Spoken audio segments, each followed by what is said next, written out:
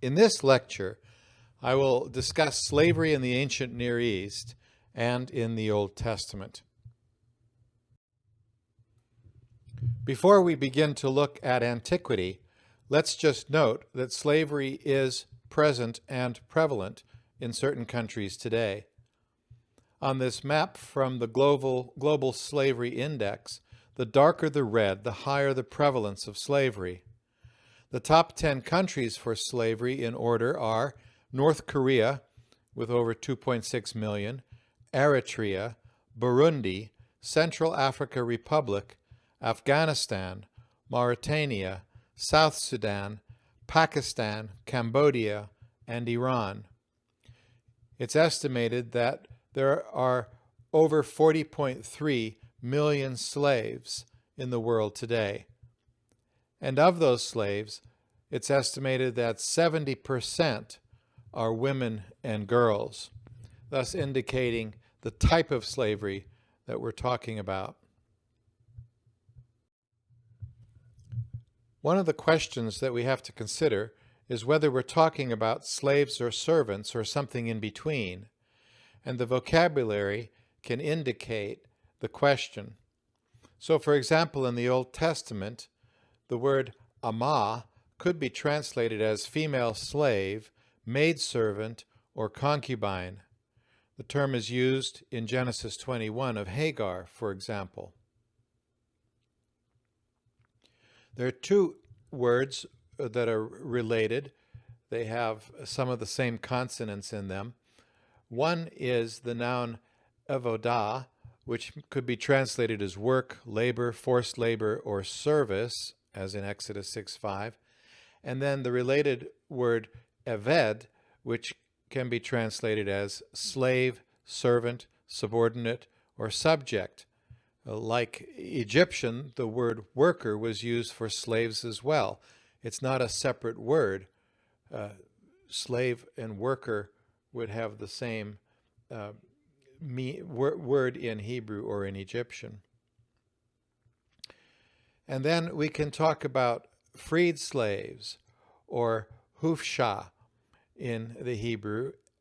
And then an interesting turn of phrase, the word Beth Hanthinim in Hebrew, which can be translated as house givens, and what's meant by that is temple slaves. The word Beth meaning house, and used here for the word temple. So here then we have the question that can be raised from time to time as we look at this material about whether slavery is as we might think it to be when we're talking about something so long ago in a different context altogether. Is it a slave? Is it a servant? And then what understanding of these practices supports the concept itself of slavery? So, for example, what's the economy and what's the politics, and what do you do with captives in war and so forth? So the slavery is a complex issue, and it's already indicated that it is so in the vocabulary. One characteristic of our present situation in the West, and particularly in the United States, is that we don't have slavery, and we don't think in terms of social stratification. We recognize that different people have more advantages than others, but we tend to think that with hard work and education, people can pretty much move up the social ladder if they wish. Now, that's, of course, a characterization, but what I'm trying to do is contrast the situation in other societies, most other societies. Even if you go to Europe, take England, for example, there's much more of a sense of social layers than in the U.S. And if we move back into a period where there is slavery, we realize that many people saw themselves in some kind of hierarchical situation. It wasn't simply possible to move from one level to the other, or very difficult to do so.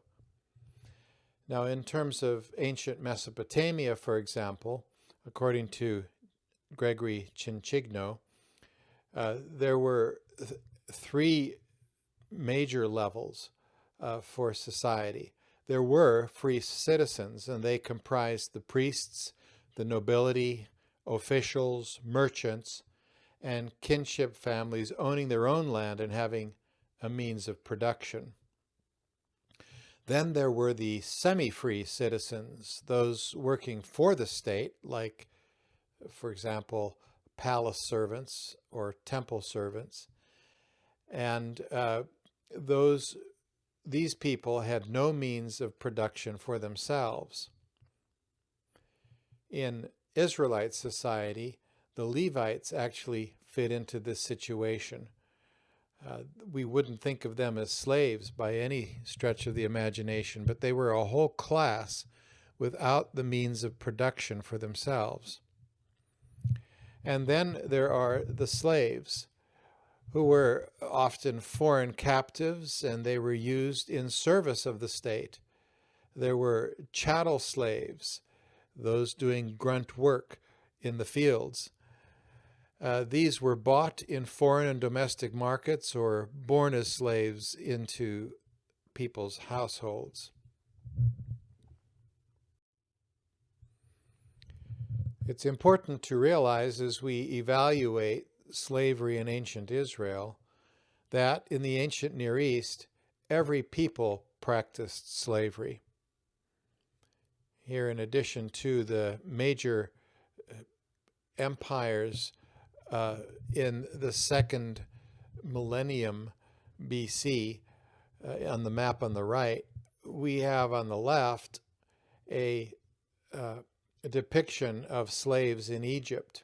You can see the hieroglyphics above the slaves who have been connected to one another in a subservient position with some kind of rope around their necks, tied from one person to the next. Now, it's interesting that there is a discussion today about Egyptian archaeology as to whether there were slaves in Egypt. My response to that would be not only look at the evidence, but also realizing that some of the vagueness in a discussion like that can come from the fact that there were these different levels, this different stratification of people in society, not just the free and the slave.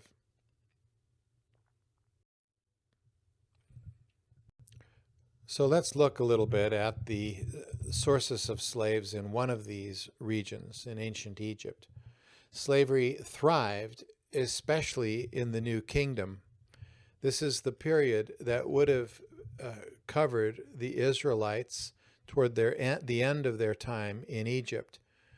The exodus from Egypt is dated by scholars at different times. The earlier time might be in the 1400s, the later time around about the 1200s. And without getting into that debate, you can see that either of those dates fall into this period of the New Kingdom. These slaves could own property if allowed. They could marry free women. They could be emancipated, and they could testify in court. So their status as slaves was different from what we might have expected. They would have come from Egypt's wars of expansion. People who weren't put to death could be enslaved, and we see many examples of that in the Old Testament itself. Children would be born slaves and therefore remain slaves. They would be considered slaves. There would be also slavery due to punishment for native Egyptians. They could be reduced to being field laborers, or what we might call, using European history as an example, serfs. And then there could be self-slavery. People might fall into debt and have to sell themselves into slavery. They could also be people seeking protection from religious institutions. And so we see some examples of the kind of people falling into slavery here in Egypt that we'll also find in the Old Testament. As to types of slaves in ancient Egypt, there could be slaves who were conscripted into the slavery or into hard labor or into agricultural work. This is what is suggested of the people of Israel in Egypt according to Exodus 1:14. There could also be temple slaves, usually laboring in fields owned by the temples, producing food, and also people who were weavers. And then there could be people involved in maintenance within the army. And finally, household slaves, with Joseph in Potiphar's household as an example. Remember, he was sold into slavery by his brothers, and so he was purchased as a slave into Potiphar's house. Now, as we look at another society, the Hittites, we can see the law code that regulated slavery of great interest. This is in the period of 1650 to 1500 BC, the Code of the Nephilim. The first thing to note is that enslavement could result due to homicide.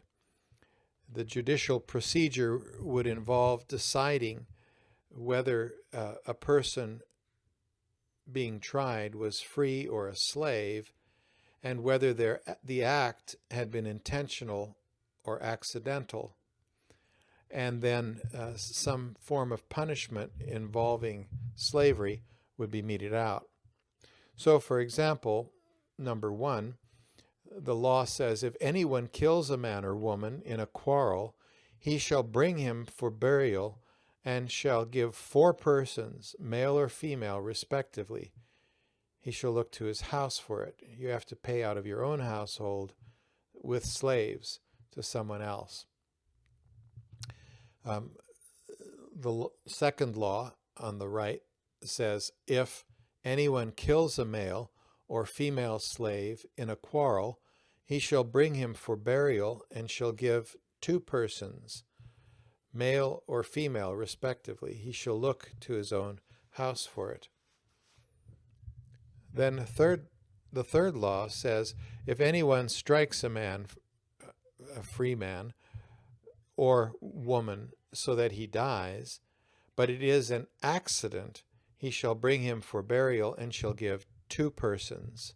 He shall look to his house for it. So you can see it's half what was required in law number 1. And then law number 4, if anyone strikes a male or female slave so that he dies, but it is an accident, he shall bring him for burial and shall give 1 person. He shall look to his house for it. In other words, you're simply replacing the person that you've killed. The reasoning being that it's a person of lower status, a slave, and secondly, it was an accident. Let's look at some more laws from the Code of the Nephilim, the Hittite code, from the first 500 years of the 2nd millennium BC. Here we have some laws allowing enslavement. If a man is crossing a river holding onto an ox's tail, pushes the owner off of the ox, and the other man drowns, the dead man's heirs can take that man who pushes him off. That's not a direct translation. Quoting in the next 2, the Code of Nephilim 44 says, if anyone makes a man fall into a fire so that he dies, he shall give a son in return. And the law 174 says, if men are hitting each other and one of them dies, the other shall give one slave. Let's take a moment to contrast this with the practices in Israel. If someone becomes a refugee because of homicide, that is accidental death, there are certain passages that suggest what to do. In Numbers 35, the refugee is to remain in a city of refuge until the death of the high priest, and then the person may return to his land. According to Deuteronomy 19, there were 3 cities that were designated for refuge. In Joshua 21, however, we read of several cities: Hebron, Shechem, Golan, Kadesh, and Ramoth. We also can find the Hittites talking about enslavement and marriage. In Law 175, we read, "If either a shepherd or a foreman takes a free woman in marriage, she will become a slave after either 2 or 4 years." And then it says something about her children, "But no one shall seize their belts." Free and slave marriage and divorce were also under consideration. In Law 31, we read, "If a free man and a female slave are lovers and live together, and he takes her as his wife, and they make a house and children, but afterwards either they become estranged or they each find a new marriage partner, they shall divide the house equally, and the man shall take the children, with the woman taking 1 child." And in the next Law, 32, we read, "If a male slave takes a free woman in marriage, and they make a home and children, when they divide their house, they shall divide their possessions equally, and the free woman shall take most of the children, with the male slave taking 1 child." And then there are other laws about slaves marrying slaves and herdsmen marrying free women and so forth. One of the common ways that people became slaves was that they were captured in war. And we read about this also in the Old Testament. In Deuteronomy 21, we read, "When you go out to war against your enemies, and the Lord your God gives them into your hand, and you take them captive, and you see among the captives a beautiful woman, and you desire to take her to be your wife," and on the passage goes.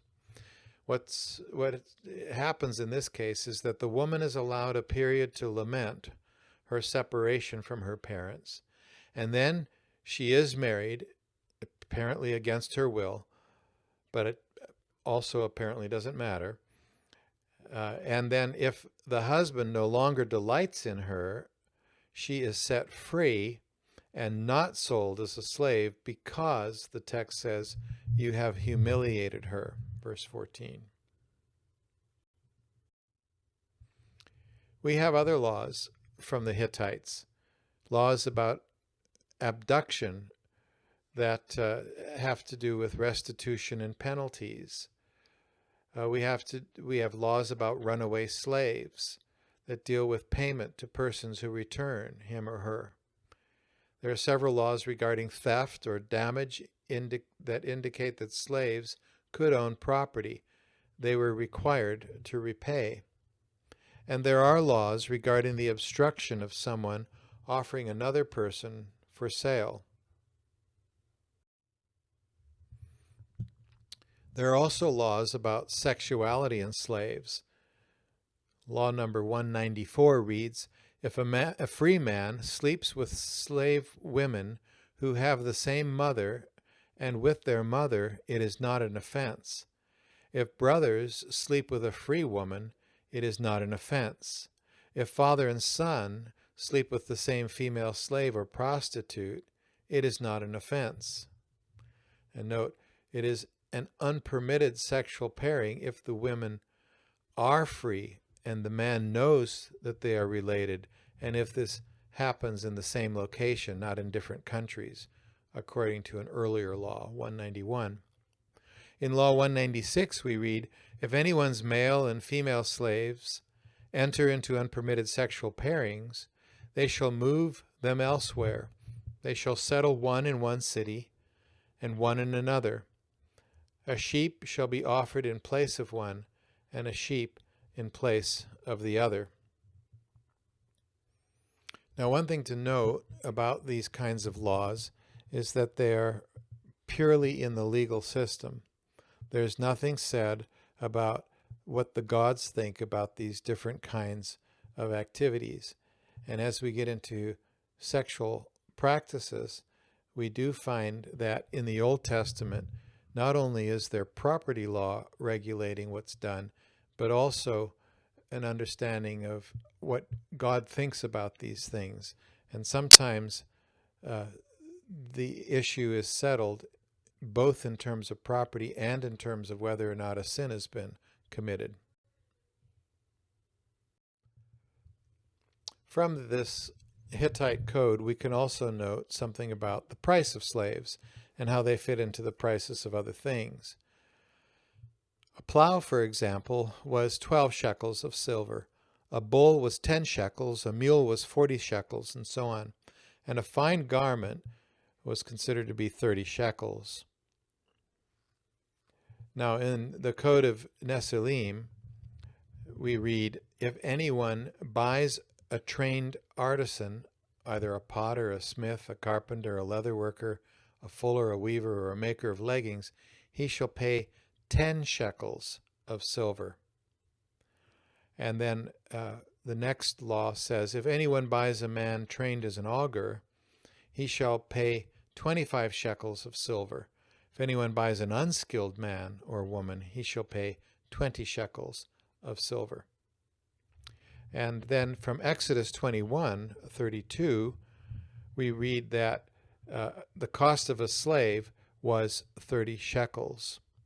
Because if, in this law, if an ox gores a slave, whether it's a male or a female, the owner shall give to their master 30 shekels of silver, and the ox shall be stoned.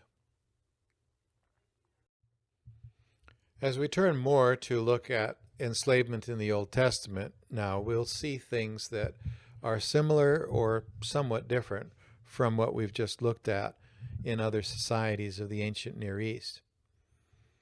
First of all, let's look at the sources of slaves in Israel.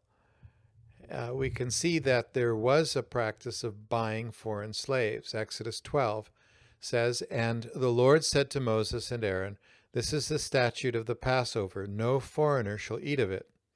But every slave that is bought for money may eat of it after you have circumcised him. And this has to do with incorporating foreign bought slaves into the life of the people. They participate in the religious life of Israelites once they have been so separated from their own community that they are now, through purchase, part of the household. And then Ecclesiastes 2:7 says, I bought male and female slaves, and had slaves who were born in my house. Now, enslavement of fellow Israelites was punishable by death. So when we talk about slavery in ancient Israel, and we see Israelites who we might have thought were slaves, actually we should understand them to be house servants, who are not slaves in the same sense by any means as the foreign bought slaves. People could also become slaves because they were caught in foreign wars. In 1 Samuel 4:9, we read, take courage and be men, O Philistines, lest you become slaves to the Hebrews, as they have been to you. Be men and fight. So the same practice among the Philippines can be found among the Israelites. Here's an interesting quote from Rollin DeVoe's Ancient Israel. He says, prisoners of war provided the states of the ancient East with the servile manpower they needed for the sanctuaries and the palace, for public works, and the big commercial or industrial enterprises, which were the monopoly of the king. Though the Old Testament laws deal only with domestic slaves, it seems that in Israel there were also state slaves. And we can look at several passages for that in Judges, 1 Samuel, and Joel. Slave traders, where we read, followed Antiochus IV Epiphanes' armies in the 2nd century BC to sell any Jews that were taken prisoners. A third source of slaves for the Israelites were those Canaanites who had not been put to the sword. 1 Kings chapter 9 reads, "All the people who were left of the Amorites, the Hittites, the Perizzites, the Hivites, and the Jebusites, who were not of the people of Israel, their descendants who were left after them in the land, whom the people of Israel were unable to devote to destruction, these Solomon drafted to be slaves, and so they are to this day. But of the people of Israel, Solomon made no slaves. They were the soldiers, they were his officials, his commanders, his captains, his chariot commanders, and his horsemen." This then raises the question, when we read the phrase, "foreigners in your midst" in the Old Testament, is this a reference to these slaves and not just to something like immigrants? Or could it have been both? We read, for example, about these foreigners in the midst of Israel in the Leviticus Holiness Code a number of times, where it is said that they are to do what is commanded of the Israelites as well. While we talk about the source of slavery in ancient Israel, we should say something about the king slaves and also the temple slaves. Now, we've already suggested that fellow Israelites should be called really something like servants, maybe indentured servants, but not slaves. However, one thing that happened with the institution of the monarchy in ancient Israel was that the kings began to enslave fellow Israelites. 1 Samuel chapter 8 warns against this. Samuel is asked to anoint a king for Israel, and he warns that a king will take your male servants and female servants and the best of your young men and your donkeys and put them to his work. He will take the 10th of your flocks, and you shall be his slaves. Now, the king might also enslave foreigners. Slavery expanded in this monarchical period of Israel with captives from war. And this entailed perpetual slavery for those captured. 1 Kings chapter 9 is a passage that we've already looked at, where Solomon enslaves the remaining Amorites, Hittites, Perizzites, and Jebusites and their descendants in Israel. According to 2 Chronicles 8 and 9, Solomon had a number of slaves on his ships and also perhaps as builders, according to 1 Kings 9. And then the descendants of Solomon's slaves, we read, returned after the exile. According to Ezra chapter 2, there were 42,000 plus free persons, 7,000 plus servants, and 200 male and female singers that returned from exile. And then there's also a similar passage in Nehemiah 7. So we have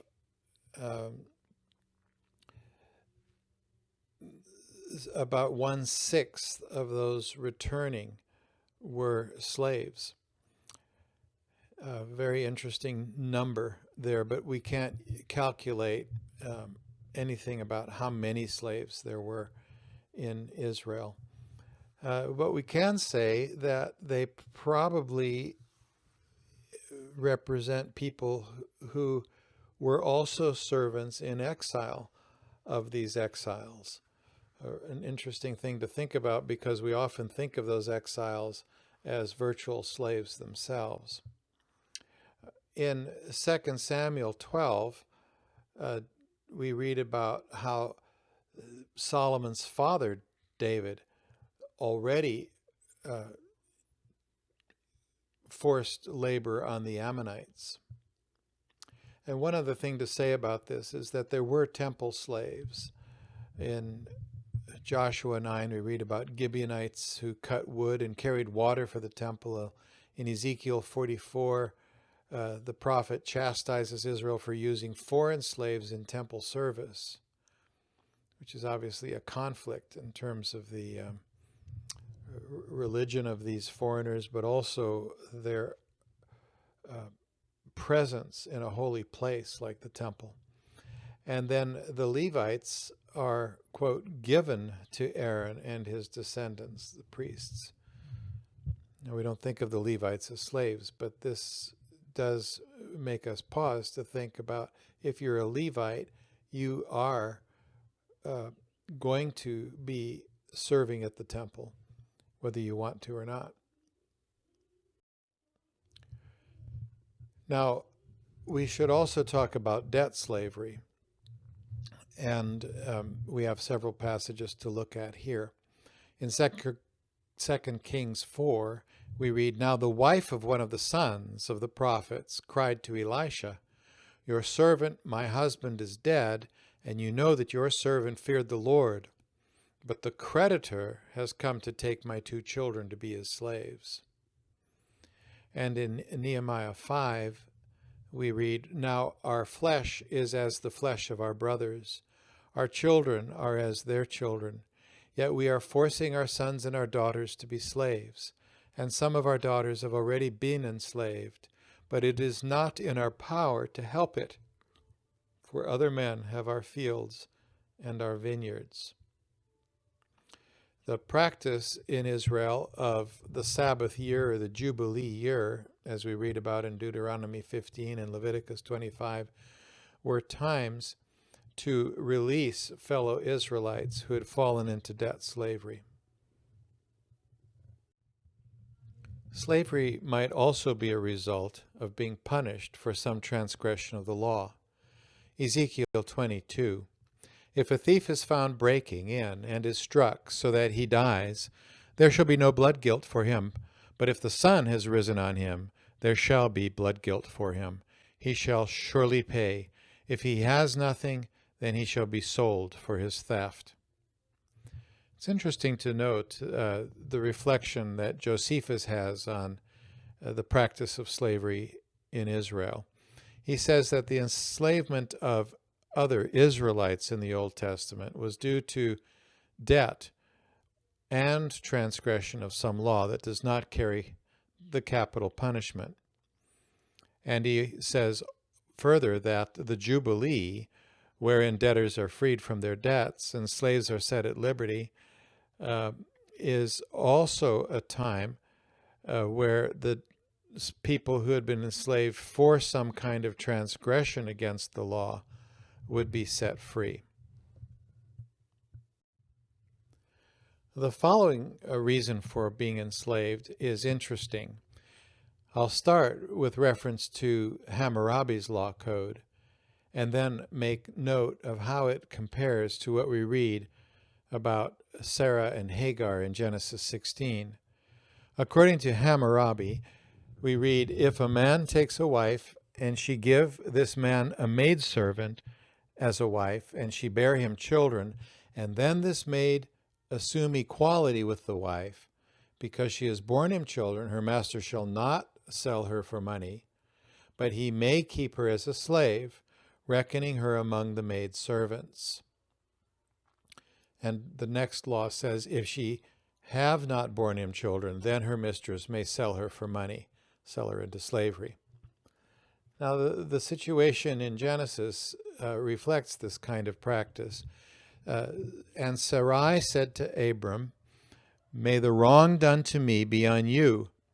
I gave my servant to your embrace, and when she saw that she had conceived, she looked on me with contempt. May the Lord judge between you and me. But Abram said to Sarai, Behold, your servant is in your power. Do to her as you please. Then Sarai dealt harshly with her, and she fled from her.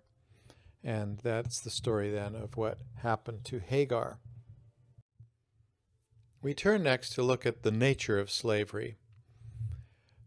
Job chapter 7 reflects the reality that slavery could involve hard labor, like a slave who longs for the shadow, longs for the end of the day, he says. It could involve beating. Proverbs 29 says, By mere words a servant is not disciplined, for though he understands, he will not respond. Whoever pampers his servant from childhood will in the end find him his heir. Now, that is reflecting the practice without comment on the ethics of such practices. But we might look at Job again, and this time chapter 31, which says, If I have rejected the cause of my manservant or my maidservant, when they brought a complaint against me, what then shall I do when God rises up? When he makes inquiry, what shall I answer him? Did not he who made me in the womb make him? And did not one fashion us in the womb? And so this is a good example of a passage of reflecting the fact that slaves are still human beings and should be cared for with compassion. Another way in which slaves were treated was that they were so controlled by their owners that they were given new names. And so it was typical to change the slave's foreign name to a local one, which makes it difficult sometimes to know in the literature whether a person is of foreign origin or not. This kind of practice is reflected in the book of Daniel, where Daniel and his three friends are given new names. Daniel is given the name Belteshazzar, for example, and Hananiah, Shadrach, and Meshach, and Azariah was called Abednego. We find two things as we read Old Testament laws about slaves. On the one hand, they can be treated as slaves. On the other hand, they can be treated as fellow human beings. And so it would be wrong to understand the perspective in the Old Testament to be that of treating slaves as mere property. Take, for example, Exodus 21, where we find two different ways in which to deal with the death of a slave. When a man strikes his slave, male or female, with a rod, and the slave dies under his hand, he shall be avenged. But if the slave survives a day or two, he is not to be avenged, for the slave is his money. Exodus 21, a few verses later, when a man strikes the eye of his slave, male or female, and destroys it, he shall let the slave go free because of his eye. If he knocks out the tooth of his slave, male or female, he shall let the slave go free because of his tooth. And just a few verses later, if the ox gores a slave, male or female, the owner shall give to their master 30 shekels of silver, and the ox shall be stoned. This might be a good place to say a word about the good treatment of indentured servants, those debt slaves who are fellow Israelites. They were to be released in the Jubilee or the Sabbath year. They were to be equipped as they go out so that they don't go out with nothing and fall back into debt.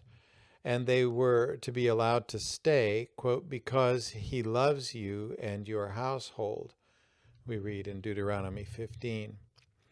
Related to this, Philo in the 1st century AD says that Moses' laws on slavery all tend to engender gentleness and humanity.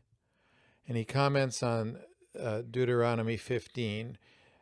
He says, that this calls for the gentle treatment of fellow Hebrew slaves, saying that they are servants, hirelings, a man, and from the same nation, tribe, or even borough.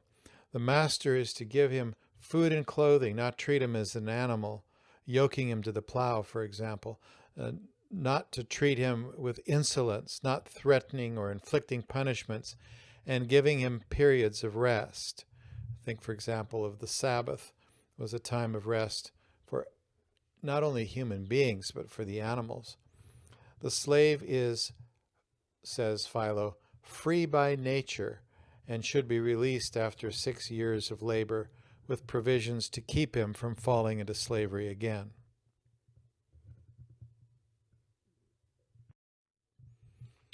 There's also the matter of distinguishing property law from sin. Leviticus 19:20-22 reads, "If a man lies sexually with a woman who is a slave, assigned to another man, and not yet ransomed or given her freedom, a distinction shall be made." In other words, she is still property.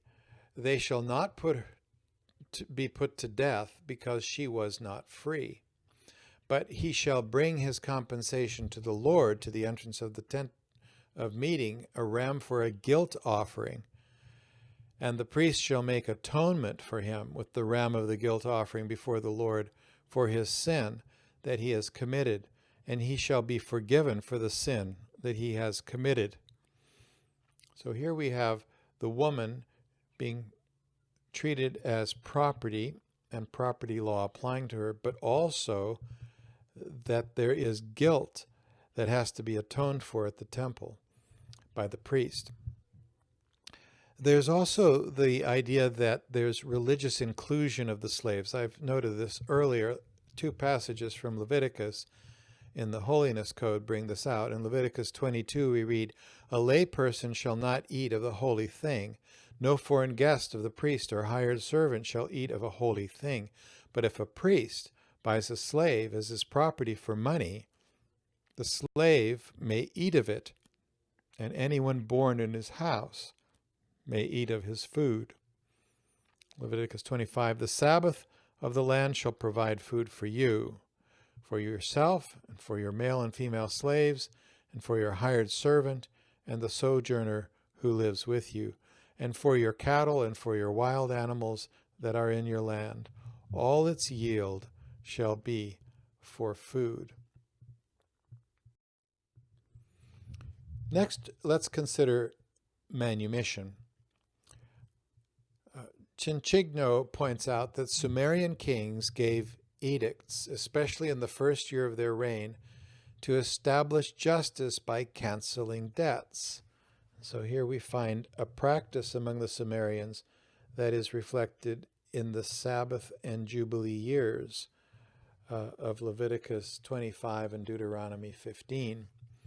The Mesopotamian kings were expected to establish or reestablish justice by promulgating decrees and publishing legal collections in order to deal with various social problems, including debt slavery and land alienation, says Chinchigno.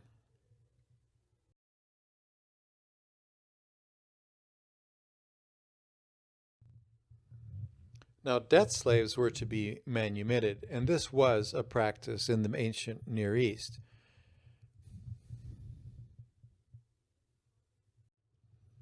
A distinction is made between Israelite servants and foreign slaves.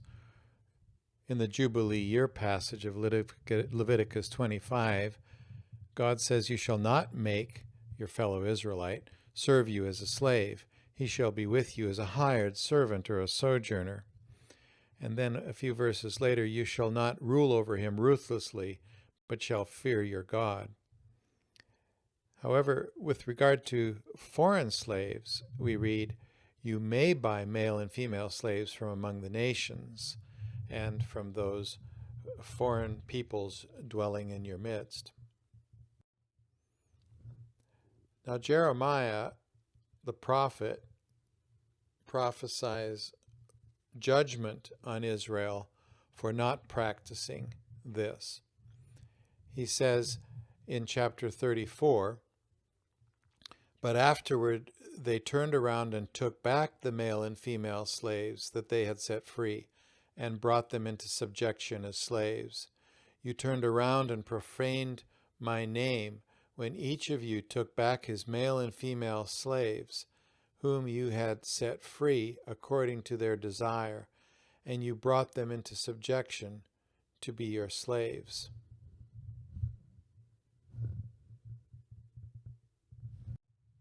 There's a special case that should be considered as one discusses manumission. It may or may not relate to manumission. It has to do with runaway slaves, who are surprisingly not to be returned to the master.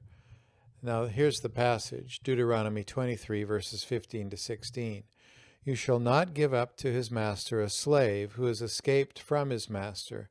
He shall dwell with you in your midst in the place that he shall choose within one of your towns. Wherever it suits him, you shall not wrong him."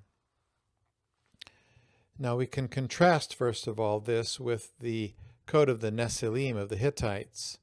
Laws 22 to 24 read that have to do with the return of slaves to their masters, and it stipulated that payment should be given to the one who returns the runaway. You can go and capture him, bring him back, and get paid for doing that. If the runaway goes to an enemy country, the person finding him may keep him. And then also there are fines for housing a runaway. Extradition treaties in 1 Kings and 1 Samuel might allow for the return of a runaway slave. The king of Gath, for example, returned 2 runaway slaves. So this practice is not unknown in the Old Testament. And yet the Deuteronomy 23 passage says that you are not to give up a runaway slave to his master. Now, Philo in the 1st century interprets this as a word about a slave running away from a harsh master. That's most likely the case. And then he goes on to say that the slave then offers his service to someone else, or is allowed to be sold to someone else in the hopes of better treatment. Now that kind of practice was not unknown in the Greco-Roman world in which Philo writes. And so perhaps that's the source of his information, not some historical information. It's interesting to note that Paul, also in the 1st century, returns Onesimus to Philemon. He's operating under a different legal system where you would be held accountable if you did not do that in the Greco-Roman world. But he's also operating as a Christian, and in the way in which he writes to Philemon about Onesimus, he seems to be doing everything he can except blurting out the words that Philemon should set Onesimus free. And so this may have something to do with Paul's interpretation of Deuteronomy 23, 15 to 16 without quoting it or referencing it directly. Having mentioned Paul's letter to Philemon, we might also just make a note about Deuteronomy 24:7. Here we see that enslaving an Israelite is considered theft that actually calls for the death penalty. We've already seen that an Israelite was not to enslave another Israelite. This passage reads, "If a man is found stealing one of his brothers, the people of Israel, and if he treats him as a slave or sells him, then that thief shall die. So you shall purge the evil from your midst." Paul sends Onesimus back. According to Old Testament law, we've seen, he did not have to send him back, but according to Roman law, he did. In fact, he was in danger if he didn't. So Paul does send him back. but he sends him back as a brother.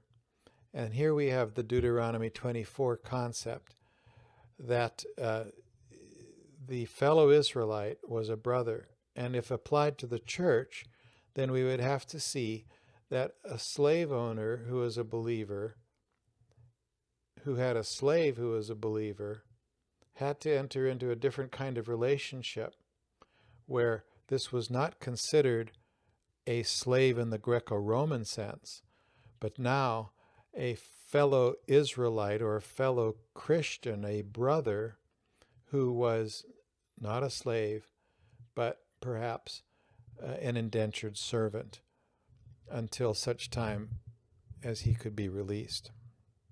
So here we have the connection between the Old Testament and the New Testament and the application of these laws about slavery in a case like the case of Philemon and Onesimus. Bringing this lecture to a conclusion, we can say a few brief things. First of all, if Israelites fell into debt, they were not to be considered slaves, but something like servants or indentured servants.